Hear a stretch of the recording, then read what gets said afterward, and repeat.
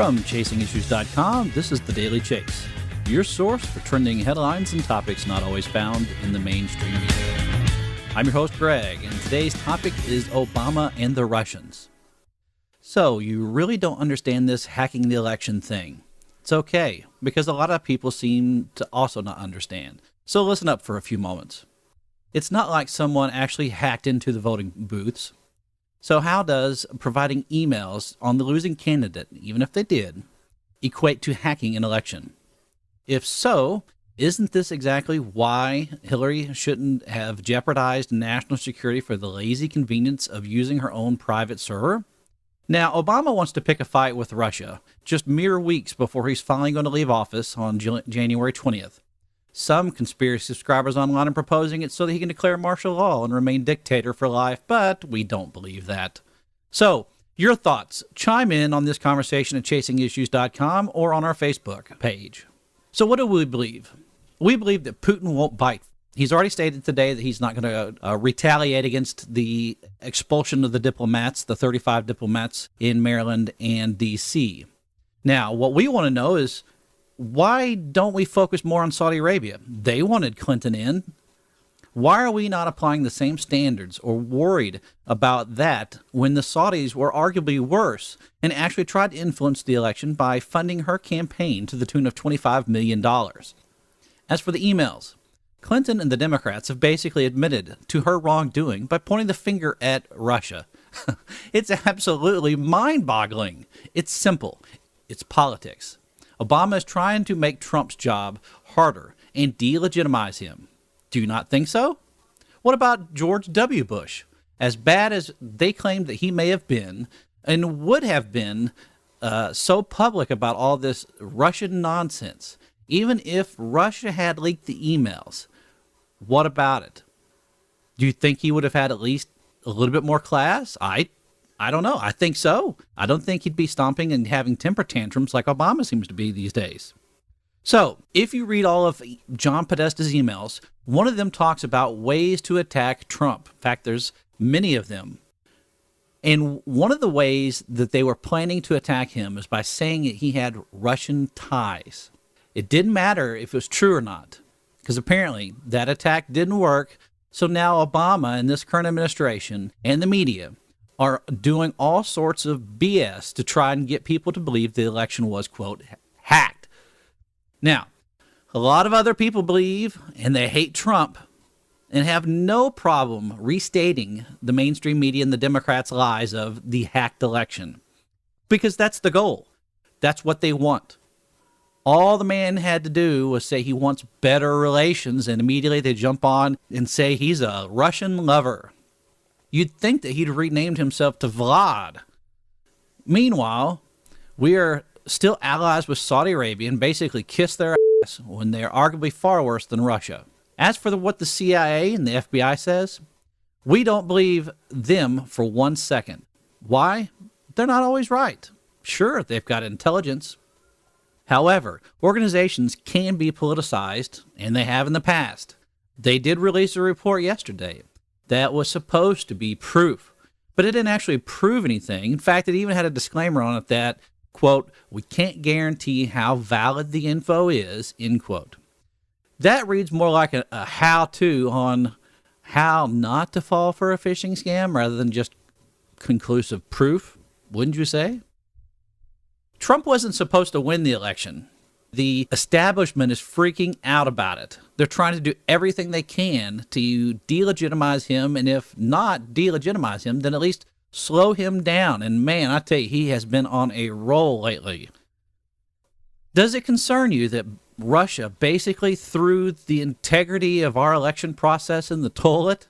That's a question we're asked all the time online. No, because the Democrats and their followers don't understand any American is not bothered by this. The fact is, those that are on the right or even somewhere in the middle as a libertarian, we aren't concerned. And they, of course, always ask why. So our question is, how did Russia, quote, throw the election or the integrity of our election into the toilet, end quote? So what we want to know is, Did Obama, the media, or people that hate Trump say so, and that's why? I mean, is that how it is, that you just state it and then it becomes? Where is the integrity? What is it that's happened? I mean, what exactly did they do? What do you feel that they did? What do you think that they did? There's no actual hack. Podesta just fell for a phishing scam and had some of his emails released. That's it. Did it influence voters in any direction, one way or the other? Maybe, maybe not. Could be. But there again, you're basically stating that the truth influenced the election. Doesn't matter how the truth got released. It's the fact that they were underhanded and dubious and were acting in such a way that was less than having integrity to begin with. So if there's an issue with the integrity of our election being thrown into the toilet, it's in the toilet because it was already in the toilet because of the Democrats and their conversations via email, right? This is what we want to know. Do you still stand by that? Do you agree that our integrity of our election is in the toilet? People are screaming bloody murder about all this, and they don't even understand the issue. They're just parroting headlines that the mainstream media is reporting. Now, we've lived through the Cold War. Do we really want to go through another one based solely and absolutely on no evidence other than the fact that Obama and the current administration, the mainstream media, and maybe a little bit of politicized agencies, word? No, I don't think so. We should be building bridges, not burning them. Remember, when the media and the CIA told everybody that Saddam was getting WMDs, we should be skeptical. And, we followed through. They did have WMDs. The left was right there, as skeptical as anybody else out there. But now they're going to take those same organizations and same agencies' words just blindly. We see the same thing happening here. Critics are being called unpatriotic, and the masses accepted the premise that turned out that they did have WMDs. We're still being paid for being lied to back in 2003 is what the left always likes to say. But there again, it's not been heavily reported in the mainstream media that they did have WMDs. They carried that bucket of water for years, all through the last 8 years of the Obama administration. So, how about a little bit of consistency? Yeah, consistency. Complaining about Russia influencing the election? Okay. Are you also complaining about the Saudis? Or how about the 30 million illegals in this country that could easily have influenced the election one way or the other, right? They could have increased the electoral votes in states like California, since the census counts illegals and legals, essentially giving Democrats in California more of a voting power.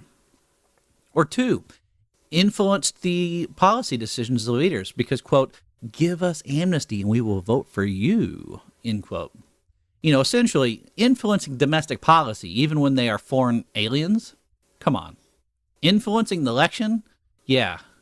3, possibly illegal voting in states with no voter IDs. Man, voter ID, even the Turks and the Caicos have voter ID laws. Why don't we? Now, it's not proven, but how are you going to be able to stop an illegal when there's not a voter ID required at polling places? I don't think you understand the issue at all, but if you do, have some consistency. We're just as concerned with other foreign entities influencing the election, and it can be pretty scary. However, we've come to learn that you can't use logic with liberals. They're an emotional sort, not a logical sort. So, final questions. Did the DNC keep Bernie Sanders from winning the nomination? Did anyone force people in the DNC to write the things that they wrote in the emails? Did anyone force Hillary Rotten Clinton to hide, delete, keep unsecured emails? Did anyone force Hillary Rotten Clinton to lie about Benghazi? These are just some of the reasons that people did not vote for Hillary Rotten Clinton. But the main reason is because people are tired, sick and tired of the status quo. They're sick and tired of the establishment. So just like Trump promises to drain the swamp, that's what we want. Russia didn't have to force anyone to vote a particular way. The Democrats, George Soros, and other globalists manipulated the election. However, Obama doesn't care about that because he's in their camp. His actions over the last 8 years have shown just that. All we can say is, sorry, but the election's over. Hillary Rodham Clinton lost. The Democrats lost and continue to lose elections at the highest rate in the last 40 years. For Chasing Issues, this is Greg, and I'm out of here. Enjoy your safe space.